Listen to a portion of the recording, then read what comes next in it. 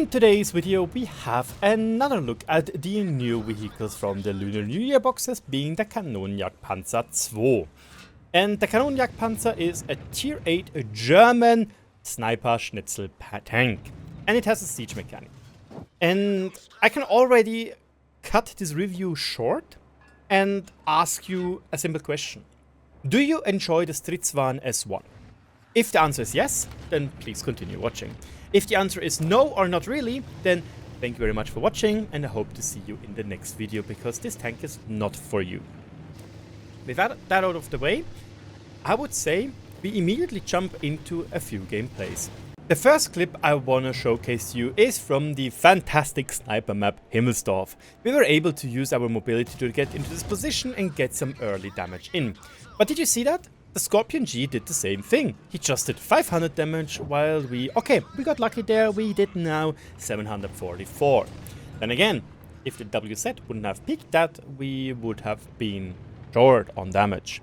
And throughout the different clips I'll showcase to you today, you will just notice that in many situations a Su-130 PM or a Scorpion G would have been better.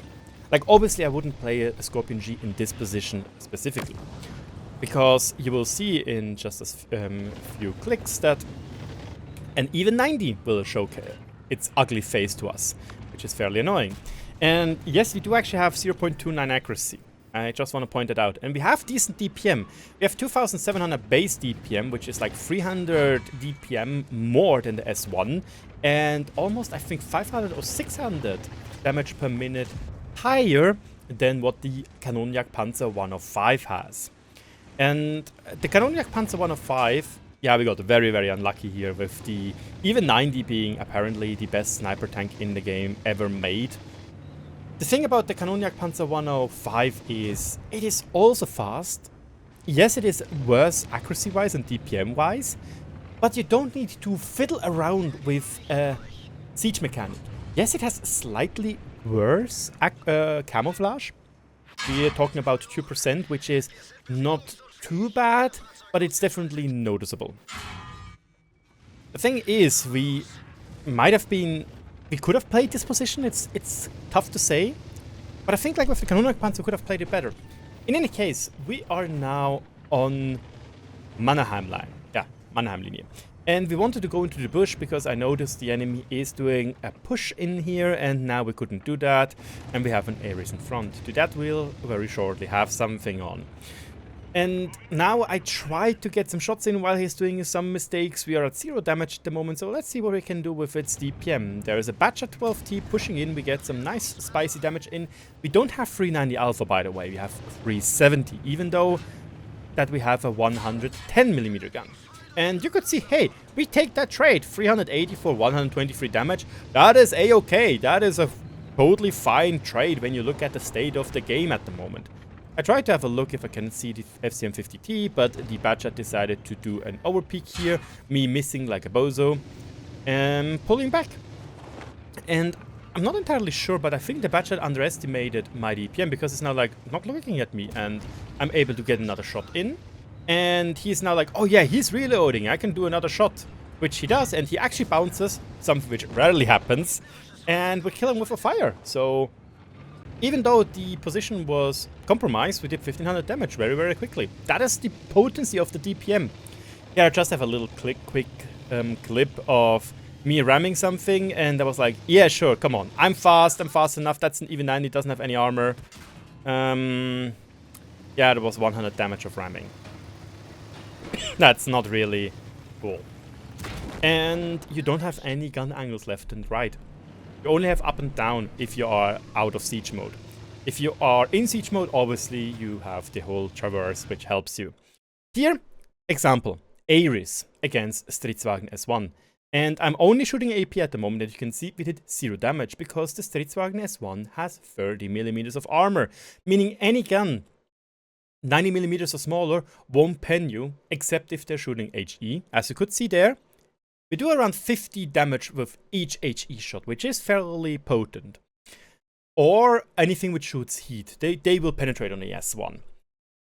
I just want to showcase to you that on one hand, if the enemies are shooting AP against the S1, its armor is formidable actually.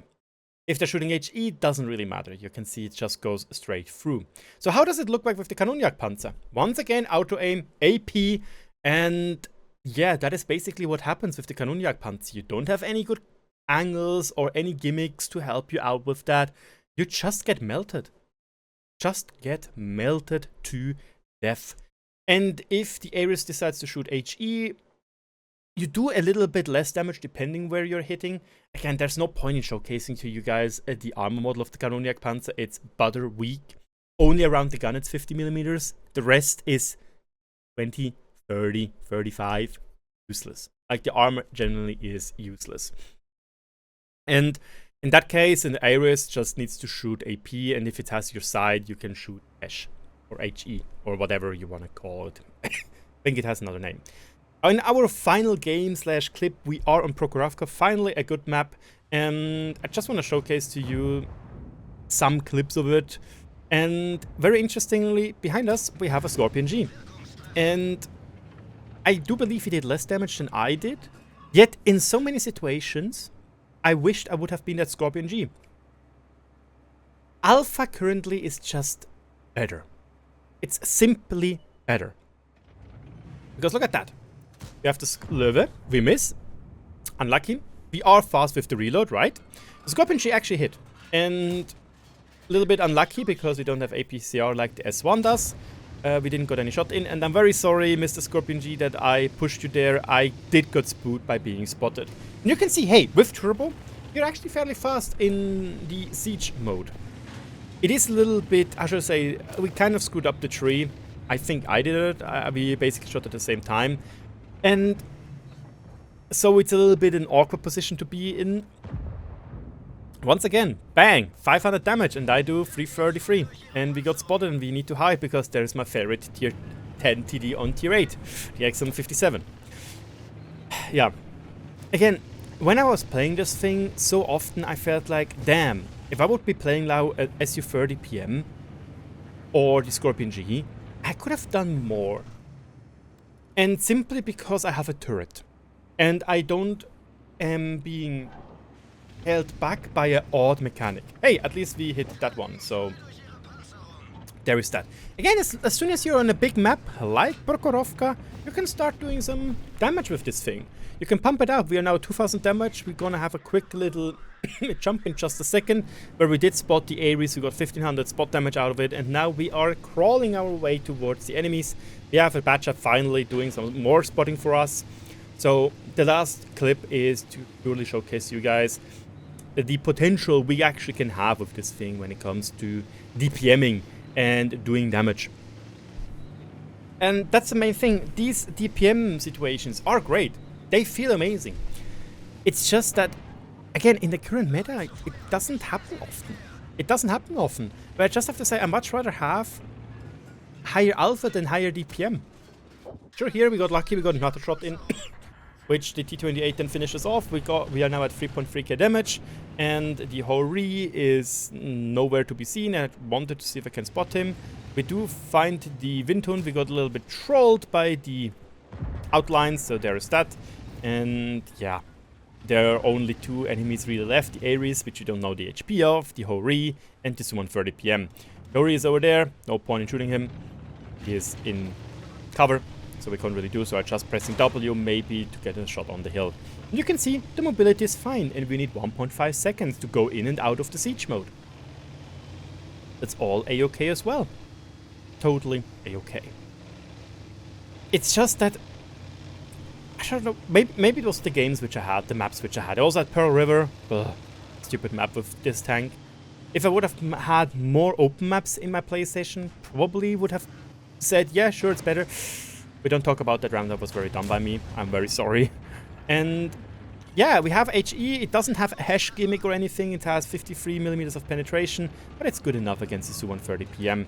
And it looks like you are able to troll people because they're not like, what is your DPM? So they just pick you. So you can surprise some people with your DPM. The thing is, how often are you able to do this party trick until the enemy catches on? You know? And that's the main thing. It is an okay tank if you enjoy the sniper gameplay, And it will be potent if enemies push into you, but every siege mechanic tank really is that. And that results in the Kanonenjagdpanzer 2 being simply not my cup of tea. And with that, thank you so much for watching. My name is RagingRaptor, and I hope I see you in the next video. Cheers, guys.